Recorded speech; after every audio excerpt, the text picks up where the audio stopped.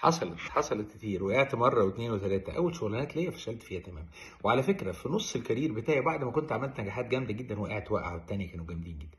خلاص بقى نهايه الطريق، هقعد على الارض زي ما انا قاعد كده والموضوع انتهى بالنسبه لي؟ اطلاقا.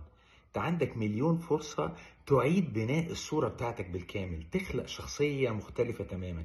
وليها طرق، حتى لو كنت عملت بلاوي الدنيا والاخره كلها بتعرف تنزل ملعب تاني، بتعرف تغير الصوره المرتبطه بيك، البراند بتاعك. سيبك من ناس كتير جدا بيقعد يكلمك البراندنج وهعمل لك البيرسونال براند، وهو حياته قد كده ولعب 3 ماتشات. انت عايز واحد يكون لعب 50 100 الف ماتش في كل حته، في كل الملاعب، في كل الظروف، قدر يبني صوره من جديد. والصوره الجديده دي مش معناها انت بتضحك على حد، بالعكس، الصوره هنبنيها معاك بمهارات حقيقيه، بخطوات حقيقيه. هتتعلم ازاي يكون عندك حاجه مهمه جدا اسمها انكويزيتيف مايند، عقل متمحص بيدور في كل حاجه عشان يبقى عنده الاليات انه يقدر يبني من لا شيء. والشركات بتدور على النوع ده النهارده.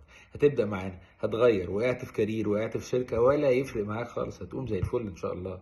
ابدا معانا من النهارده، انجح اكتر. هم 12 خطوه في اسرع وقت ممكن، انجح اكتر.